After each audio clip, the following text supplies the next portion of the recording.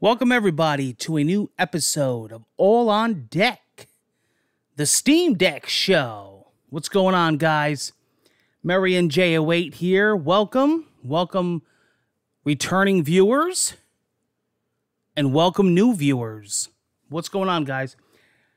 We got a big episode today because this is my full, in-depth review of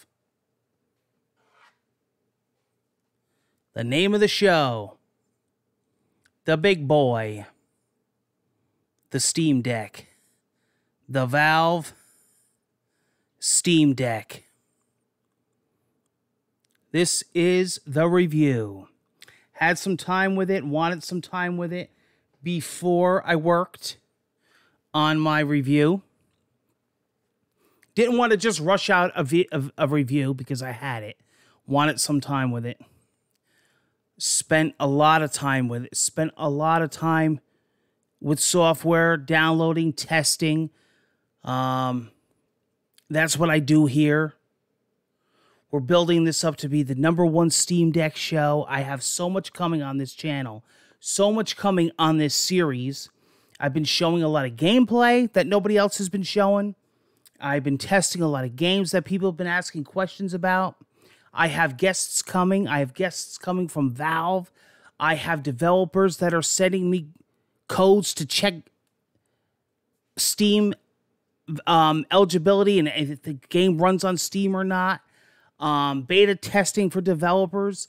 Lots of awesome stuff. Lots of really cool stuff that I'm going to be doing just to report to you guys. So, #1. It's going to be awesome. I'm super excited. And now that I have the Steam Deck in my hand, I'm able to test stuff instantly. I've been doing a lot of emulation, a lot of testing as far as that goes. New games, old games. We're going to cover it all. So stay tuned. All on deck. We got great topics coming up. Great future episodes now that we have the deck. And this is going to be the review. So this episode is dedicated to just the full review. Let's get into it because I do have a lot to talk about. So I'm going to take my glasses off here. The Steam Deck. Now, I pre-ordered this shortly after the sales, the pre-orders started. And I mean, not instantly because we had some problems that day. So by the time I was able to get mine, then they got pushed back. But then they wound up getting pushed ahead. So it kind of worked out. I kind of got mine a little earlier than expected. But I was supposed to get mine earlier overall. But then they finally started amping up production over at Valve.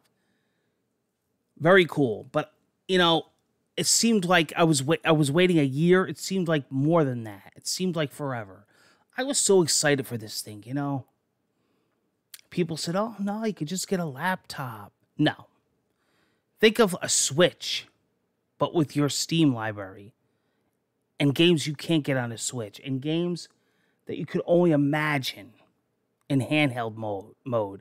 I'm talking full next-gen, full big AAA titles in the palm of your hand, running great with the power of a PC, with the power of a Linux-based PC that you could do anything with, run Windows, the works, all in the palm of your hand, for a very affordable price, no matter which way you think about it.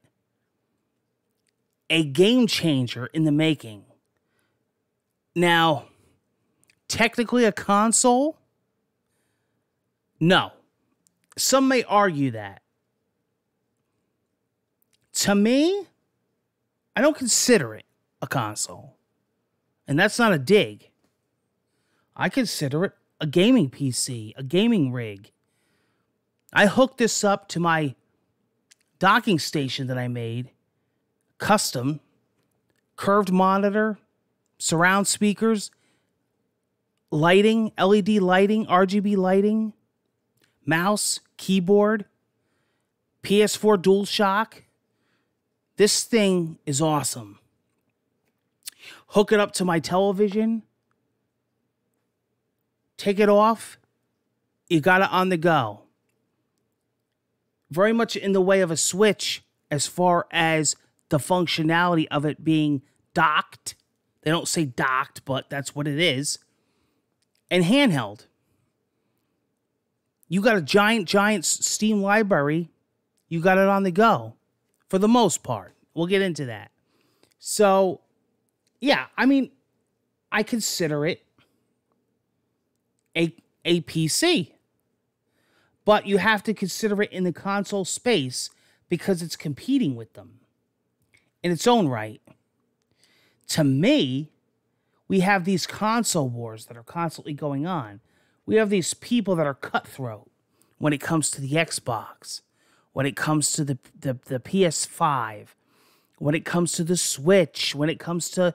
And then you have this guy that's just tearing shit up, in my opinion. This thing is just disrupting the whole game. The Steam Deck is eating their lunch, in my opinion. And I think it's awesome. Now, does it have its flaws? Absolutely. There's no perfect product. Even when a game is a 10 or a product is a 10, it's not flawless.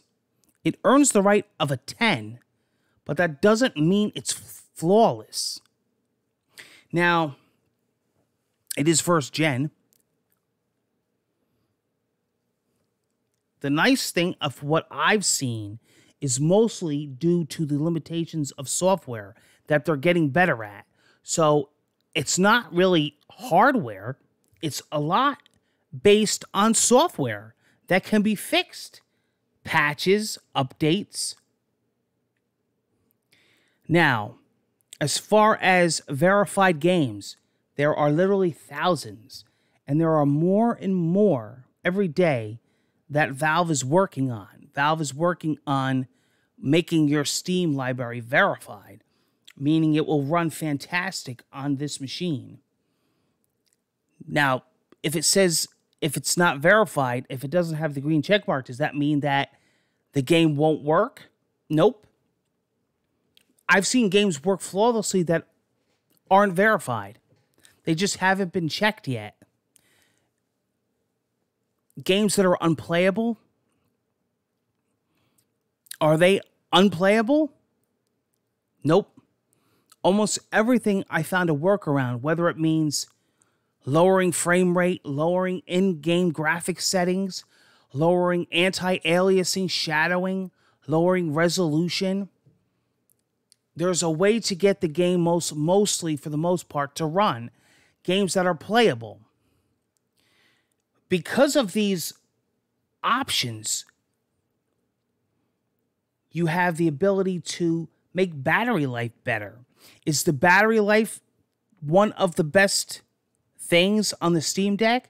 No, it's not. However, there's ways to make the battery better, where on other devices, such as other handhelds, including the Switch, you can't do that. And I'm not talking about lowering brightness. I'm talking about a lot of other things. Refresh rates and frame rates and, in-game settings. So that's part of PC gaming that you have to increase battery life. There's something called ProtonGE, Glorious Egg Roll. Look it up. And basically what it is that it goes above and beyond Steam Deck software, and it will make games run like it's running in Windows. So if you can't get a game to run, or a game's not verified, you could try running it in the latest version of Proton or Proton Experimental.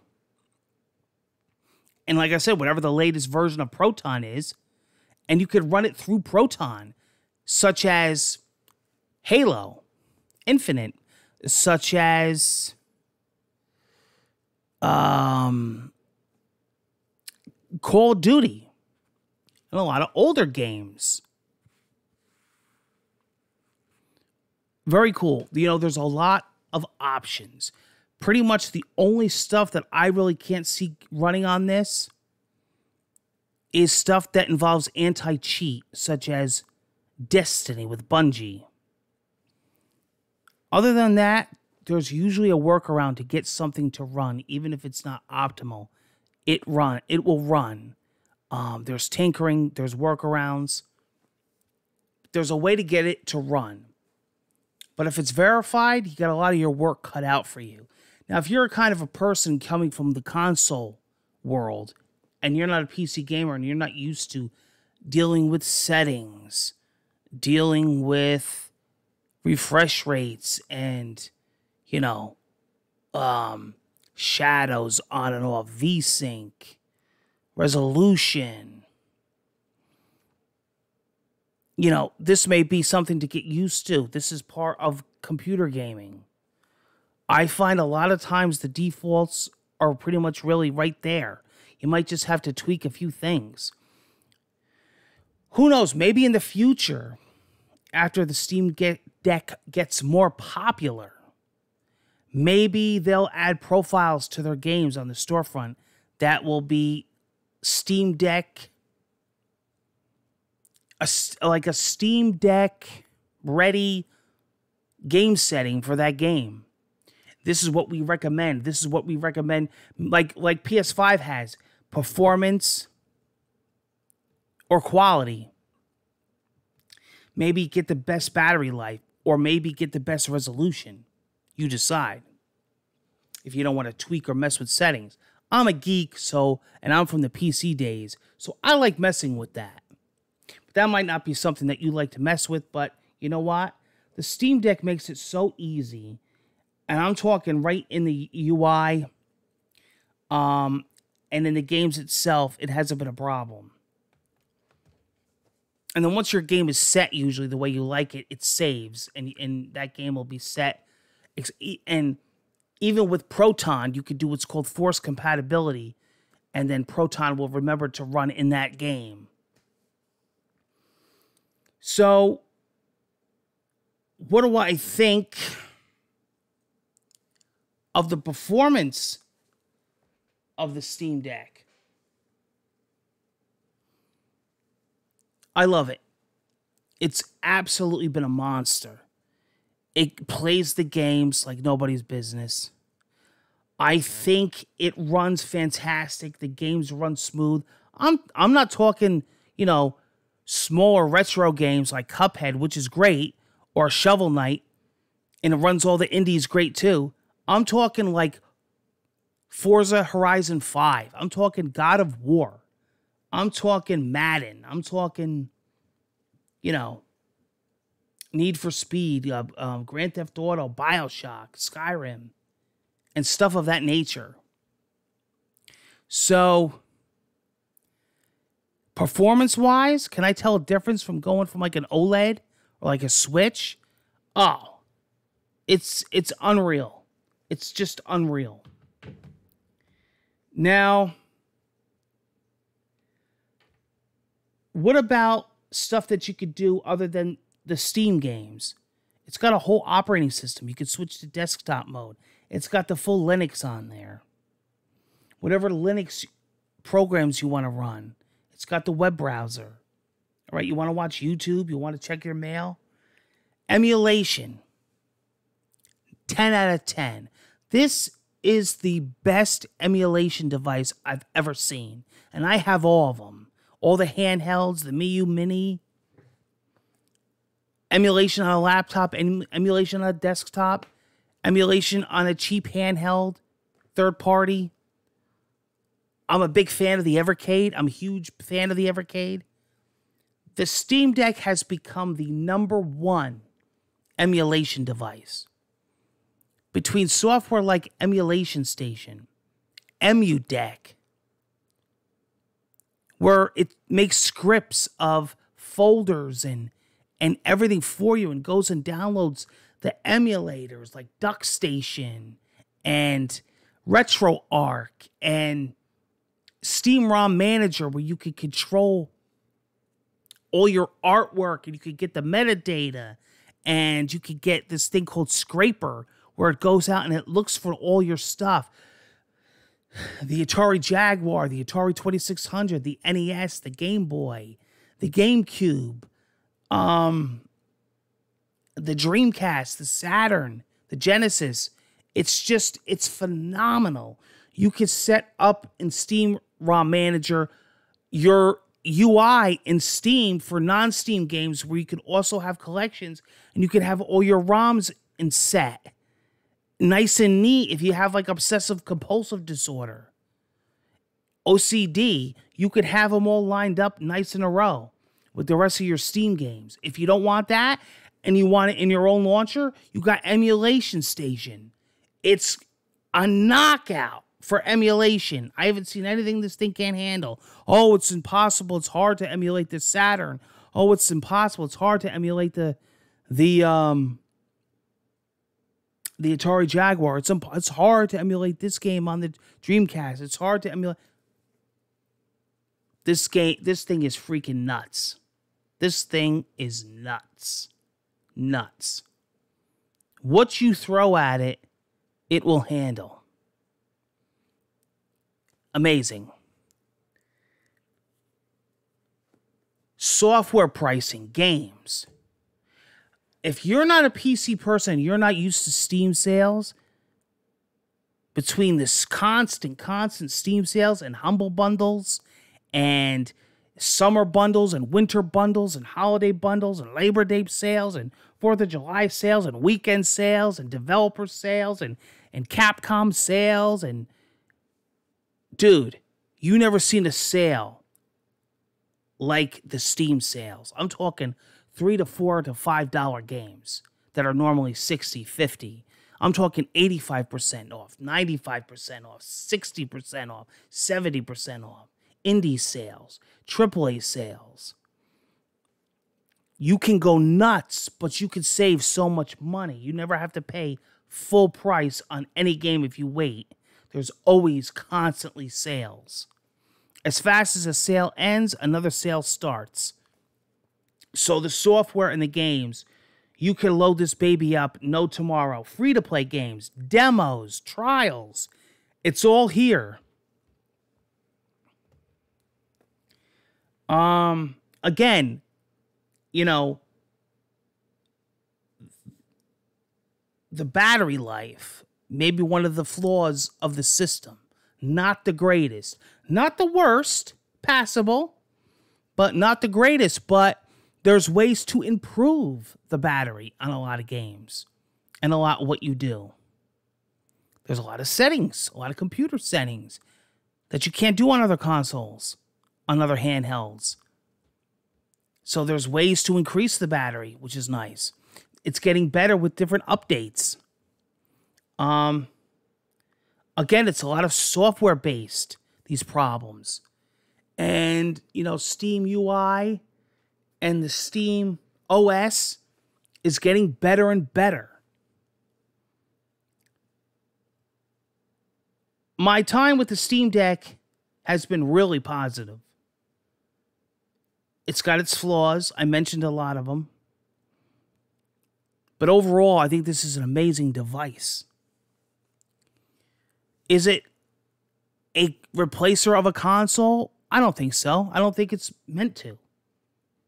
You know? Do I still absolutely love my OLED, my Switch?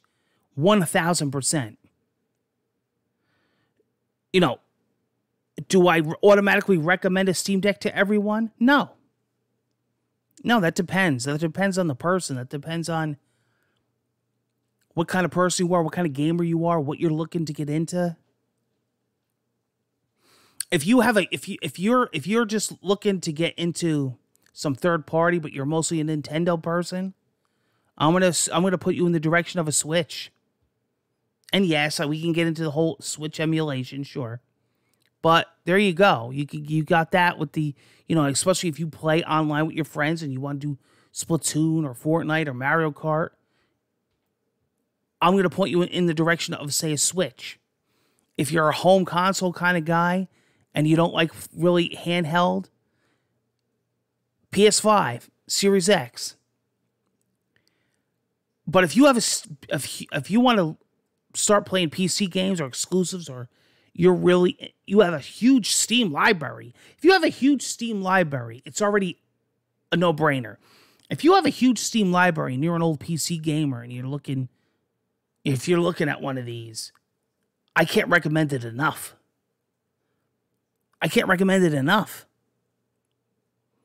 To be able to, and what's nice is now with Steam, it's getting so you could play Forza Horizon 5, you could play Halo Infinite, but you could play now Days Gone. You could play Horizon Zero Dawn. You could play God of War. You could play Spider-Man now. You could play Stray. So this is a game changer. This is really making you think. This is really making you think differently outside the box. This is a pretty freaking awesome device. How would you like to carry thousands and thousands of retro games on your own SD card? I spoke of a lot of the flaws, but I said a lot of them could be fixed with software, which is a good thing. A lot of it, I believe, is software based. Some of it. You could say it's big, you could say it's heavy, you could say it's bulky. I never had a problem with big, bulky, consoles, systems, PCs, laptops, whatever, tablets. So I don't mind this that much. I think it's fine. I think it's perfect. I think it's weighed perfect. I think it's balanced. The one flaw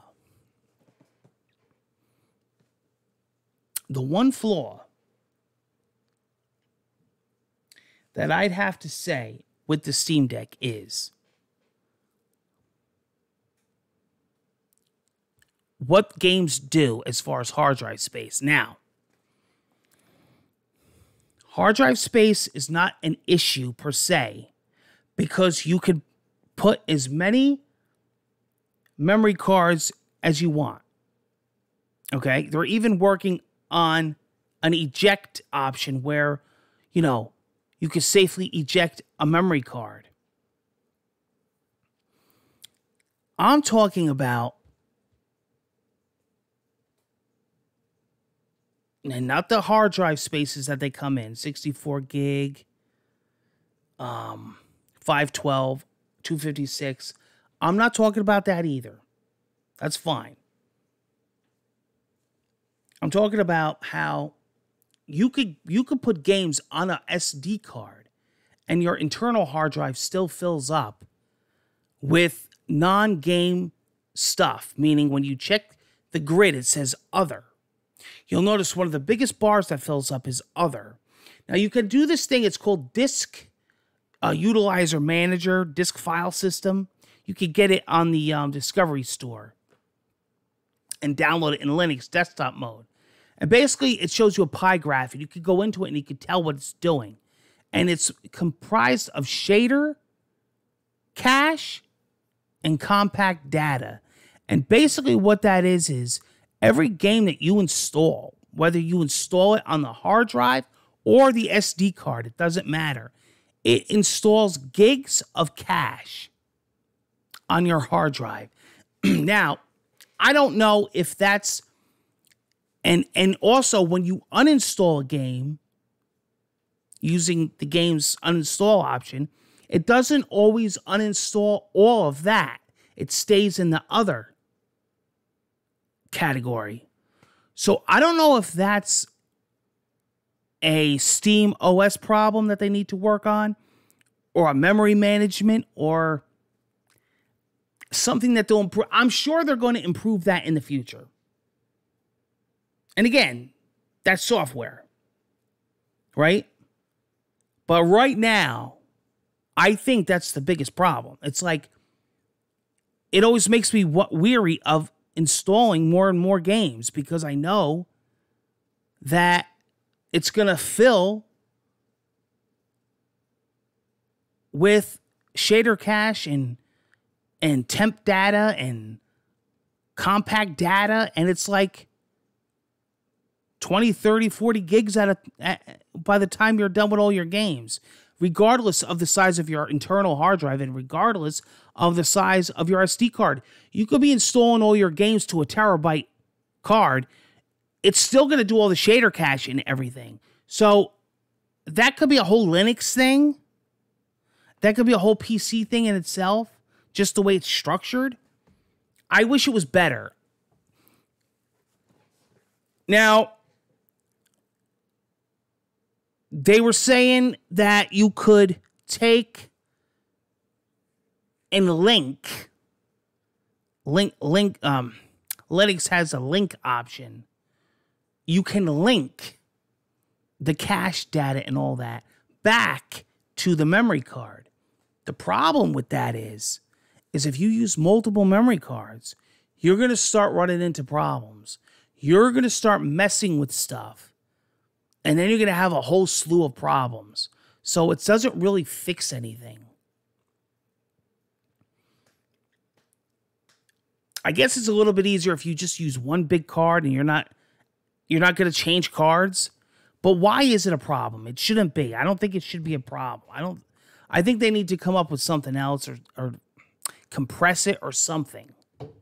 But we'll see. We're early. It's still early stages, right? Other than that, what do I think about the Steam Deck? I was going to originally give it a 9 out of 10. Give it a fair, I'm going to give it a 9.5 out of 10. Because I think a lot of this stuff could be fixed. On this first gen. 9.5 out of 10. I think it's an amazing product. It's one of the best pieces of tech I bought in years. I absolutely love it. I think it's fantastic. I honestly think it's the tech to own. For the price and for the power and the technology that you're getting, this is really something to behold. I could keep going. I could go on and on about this device, but I think I pretty much covered mostly the important stuff and a little bit of everything else. The Steam Deck, guys, I highly, highly, highly recommend it, and I think you should add it to your arsenal of gaming. Until the next All on Deck, take care, guys, and I hope to see you again soon. Lots of topics coming up. A lot of shows.